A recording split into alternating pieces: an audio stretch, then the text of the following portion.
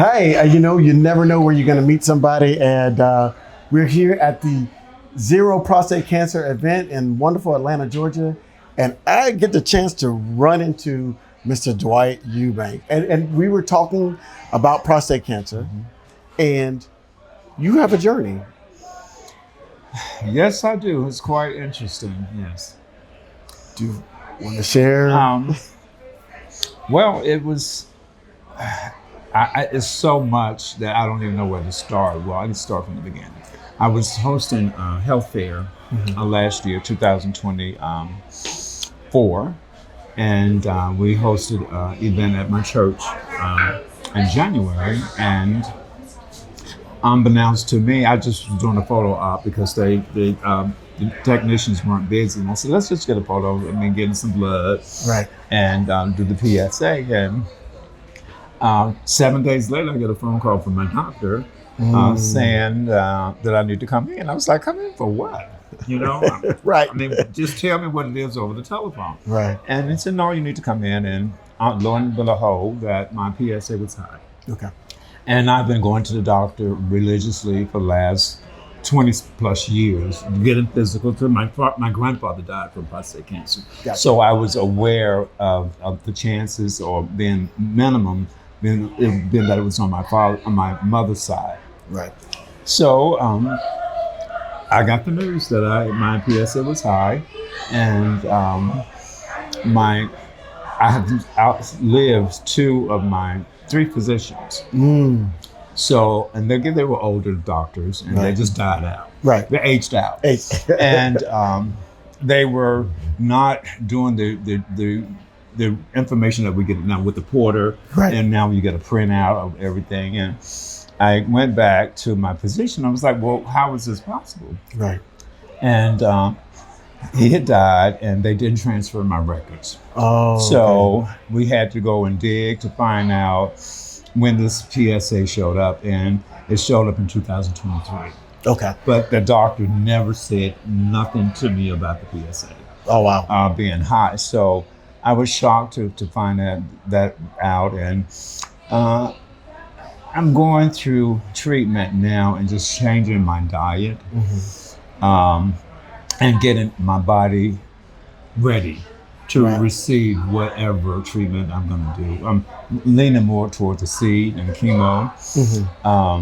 But again, I'm just taking baby steps. Right. Because it was just so shocking when I got the biopsy. That was a lot. Nobody really talks about that. So how, I'm coming from, I've got a legacy of prostate cancer in my family. My father had it. Both my grandfathers had it. So I'm in a select group that have a higher chance. And so I've been getting tested since I was 35, trying to make sure of but it could pop up. But everybody talks about the PSA and that number, but that process of what you know and that preparation, how has that been for you mentally? And have you been taking steps to make sure that you're mentally prepared? Mentally, and that's why I'm taking baby steps, because mentally I'm not there. Yeah. I lost my grandmother in December, who was my heartbeat. Then I lost my father in July. And then I lost my niece in August, 3 weeks ago. And it has been a domino effect, so I'm just a wreck, emotionally and mentally. And that's why I said, and my doctors wanted me to just go on and get it done and get it over with. I was like, I can't. Right. I can't. And somebody that's never really been in the hospital or been sick, too, it's like all of a sudden you got cancer and you want to do surgery and chemo and radiation. I was like, hold on. That's a lot. And then I have a 5-year-old niece that has cancer. Oh, wow. So I'm just not there. I've just got to take baby steps. So what we're doing, active surveillance. Right. So I'll go in every 3 months, 6 months to see where the numbers are going in. And I'm just going on a whole lot of holistic stuff. Right. And soursop is my best friend, and herbs, and just detoxing the body, changing my diet. And well, you look great. Well, It's a lot. It's a lot, and like I said, it's just that shock of knowing it. But when I found out about it, I knew I needed to go public and to save somebody else. And it's just really been interesting the amount of people that guys that come up to me just where about and say, I went to the doctor. Right. And if we just take that first step to just go to the doctor, and then not only that, take somebody with you, because in that interview I didn't hear anything. I was just blank, literally, right. And I was just like, "What? I did what?" Right. So, look at the information, study it, research it, ask questions, get more than one opinion. And your body will speak to you and tell you what you need to do for your body, because everybody's situation is different. Right. So I was able to, and again, I come from a Pentecostal background. Gotcha. So that religious piece comes in fruition, and it's going to be okay. It's going to be a struggle, and I realize that, but I just have to prepare myself to receive it. Well, it seems like you're getting your village. Oh yeah, of support. It's that village is really important, and I thought I could do this by myself, right? And I waited till the 11th hour to tell my family, because I know what they had been through with my niece, and I just didn't want to be a burden. I just thought I could handle it by myself, and they have really come out and been supportive. And right. We don't get to pick and choose our family, our mother, fathers, and sisters and brothers, but we can pick and choose our extended family. Yes. And my extended family is strong, and it's strong, and it's resilient. They're a resilient group of people, and they go to the doctor's appointment, they call over. If I don't answer the telephone and I'm in my feelings, they'll just show up at the house. It's like, so that communication is important. Right, right. And just accept it, the support. And for those that have it but again, there are organizations out there like Zero that have a support team. Yes. And that's why I teamed up with Zero, is because they're doing the work. And they can help me navigate through this process, because it's something that you don't want to do by yourself. No. And know that you have a support team. Well, I've been energized by just hearing the panel tonight and hearing your story, just here to continue to get checked. Yes. And if it does pop up, which it hasn't thus far, but if it does pop up, I think I gotta. Well, you just have to start taking steps now, right. And we just take so much for granted. I just never thought that it would happen to me, and then when and I've been doing the work, I've been doing the research and had no idea what I was doing right. because I love to travel, and I was going to St. Lucia, so I was introduced to Southside years ago. Okay. And St. Lucia is a great island. I was just there early this year. Well, did you go to the volcano? No. Oh my God, you missed out. Some of the people that we went there with, they went to the volcano and they came back and told us. I'm like, why didn't you tell us to go? Oh, it's active volcano, and that hot lava water is coming out from the volcano, coming down. You get in the mud bath and take the bath.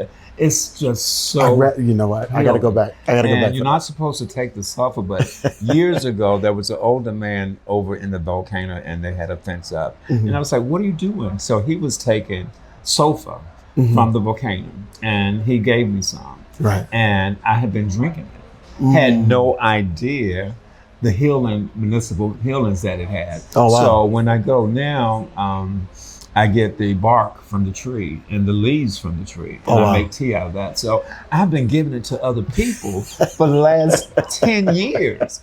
And I was like, here is what I need right here. But God gives us everything that we really do need. Yeah. And we don't always recognize it or understand the situations that we're going through, but He has orchestrated my life in a way that I could not ever imagine it being this way. And I just have to sit back sometime and say, did that really happen? Is this really what's going on? And it makes sense. It's And the moment though, and you just sit in that quiet time, and you just look back on your life and everything that has happened, it happened for a reason. Yeah.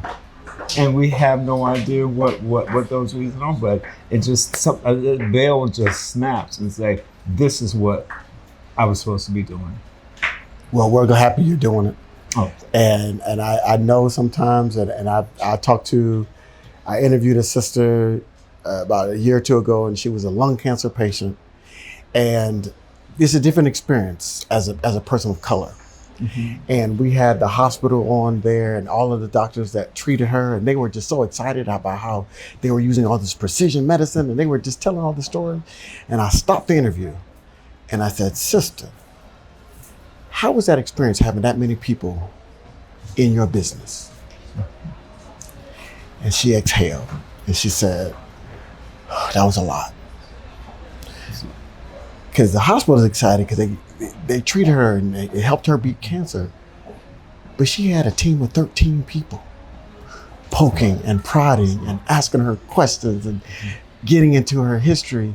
And that's the thing that we don't talk about a lot. And I think after I got the biopsy, I left the doctor. You know, you have to urinate before you can leave. Mm-hmm. And I have a whole different respect and appreciation for women. Mm. I mean, I have two sisters, my grandmother, my mother, so I grew up around women. Right. But I never knew such pain from taking that first urine. And it was like I was having a baby. And the baby was coming out, that little bitty hole. And it's like the pressure, and then to see just a glob of blood come out there, and it's just coming out, and you don't even know it's coming out. And by the time I got home, and in fact, I had to go back into the hospital to get a urinal because it was just flowing, and I had no idea it was coming out. Right. And this thing that, and I guess everybody's situation is different, but mine was extreme. Yeah. And I bled for a good 7 days. Oh, wow. And I freaked out because it was like, I was having a miscarriage coming out of my penis. Yeah. And it was horrible.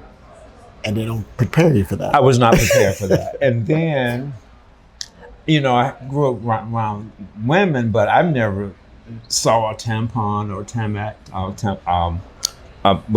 tampon of the pad things. Right. So I'm calling somebody saying, go get me a tampon. Not realizing the tampon is a long thing, and the pad is what I was needed to put in there to soak it up because it was gushing out so much it was coming out through the pads. Oh wow! And just the pads alone that are not designed for us. Yeah.